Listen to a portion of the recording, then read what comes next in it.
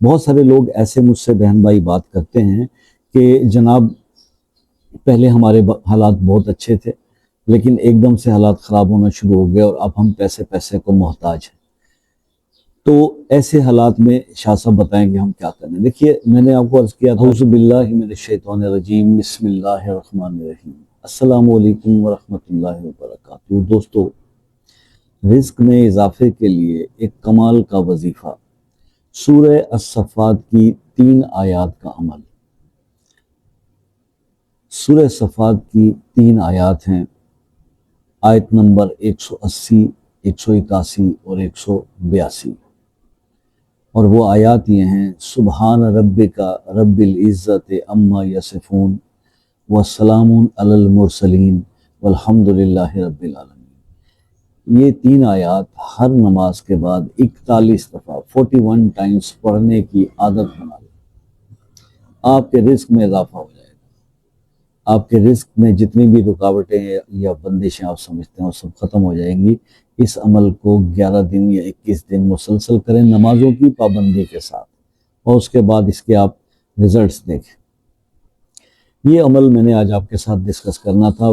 معاملہ وہی ہے کہ رزق کے معاملے میں لوگوں کی جو ہے زیادہ پریشانیاں ہیں اور اسی پہ ہی زیادہ ڈسکس کرتے ہیں، تو جس چیز کو زیادہ ڈسکس کرتے ہیں آپ لوگ تو اسی کے بارے میں آپ سے بات کی جاتی ہے۔ دیکھیے میں نے پہلے بھی عرض کیا تھا کہ دیکھیے اللہ تعالیٰ کو سخاوت پسند ہے۔ بہت سارے لوگ ایسے مجھ سے بہن بھائی بات کرتے ہیں کہ جناب پہلے ہمارے حالات بہت اچھے تھے لیکن ایک دم سے حالات خراب ہونا شروع ہو گئے اور اب ہم پیسے کو محتاج ہیں۔ تو ایسے حالات میں شاہ صاحب بتائیں گے ہم کیا کریں۔ دیکھیے میں نے آپ کو عرض کیا تھا کہ میری ویڈیوز جو ریگولر دیکھتے ہیں وہ جانتے ہیں کہ اللہ تعالیٰ کے آزمانے کے 2 طریقے ہیں۔ اللہ تعالیٰ کچھ لے کر بھی آزما رہے ہوتے ہیں اور کچھ انسان کو دے کر بھی آزماتے ہیں۔ جب دے دیا ہو نا اللہ پاک نے آپ کو بہت زیادہ نوازا ہو تو وہ آزمائش زیادہ سخت ہے۔ اب ایسے میں قرآن کا فیصلہ کیا ہے وہ بھی سن لیجئے۔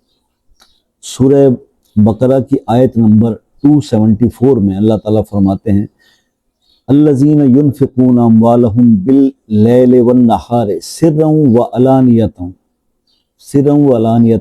فلہم اجرہم عند ربہم ولا خوف علیہم ولا ہم یحزنون، کہ جو لوگ اپنے مالوں کو دن اور رات یعنی رات میں اور دن میں اور چھپے اور کھلے یعنی چھپا کر یا سرعام خرچ کرتے ہیں، ان کے لیے ان کے رب کے پاس اجر ہے اور ان کے لیے نہ کوئی خوف ہے اور نہ وہ غمگین ہوں گے۔ اب علاج تو قرآن نے خود بتا دیا۔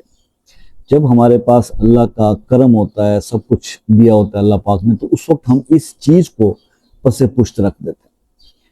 اگر آپ اچھے وقتوں کے اندر اللہ کی راہ پر خرچ کرتے رہیں، چھپا کر بھی اور بھلے کھلے عام بھی، سرم و علانیۃ، تو اس کے اندر آپ کو یہ ہے کہ پھر غم اور خوف نہیں ہے کوئی۔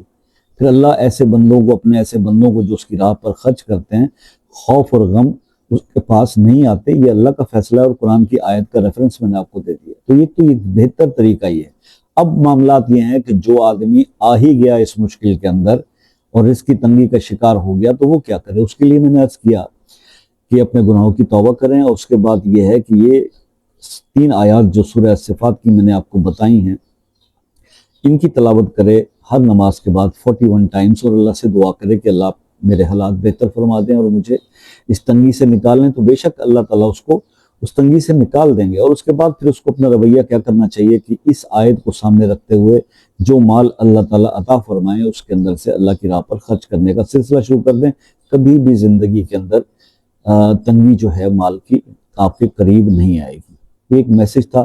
باقی اس عمل سے متعلق اگر آپ کچھ پوچھنا چاہیں تو 8 سے 11 بجے رات کو میں پاکستان میں واٹس ایپ پہ اویلیبل ہوتا ہوں، آپ رابطہ کر سکتے ہیں۔ کال کرنا چاہیں تو ایک میسج بھیج کے کال کا ٹائم لے لیں، اس کے کوئی چارجز نہیں ہوتے۔ پاکستان یا اس سے باہر جو دوسرے ممالک کے لوگ رہتے ہیں وہ بھی کال لے لیں اور کال کا ٹائم لے لیں، کوئی چارجز نہیں ہے۔ اچھا، اس کے بعد یہ ہے کہ اگر آپ کسی کام میں پھنس گئے ہیں اور وہ حل ہو ہی نہیں پا رہا، بہت سارے وظائف کر لیے، تو وہ اپنا مسئلہ اپنے نام کے ساتھ کمنٹ سیکشن میں لکھ دیں۔ اس کے لیے خصوصی طور پر دعا کریں گے، اللہ تعالیٰ نے دعاؤں میں بڑی طاقت رکھی ہے، اللہ کے حکم سے اللہ آپ کو مسئلہ حل فرما دیں گے۔ اور باقی یہ ہے کہ میں تو اتنا زیادہ بلیو رکھتا ہوں ان چیزوں پہ کہ ہمیشہ آپ لوگوں سے ویڈیو کے اندر یہی کہتا ہوں کہ بھائی دعاؤں میں یاد رکھیے گا، اپنا بہت سارا خیال رکھیے گا. زندگی رہی تو پھر نیکسٹ کسی ویڈیو میں آپ سے ملاقات ہوگی. تب تک کے لیے اجازت دیجیے. اللہ حافظ.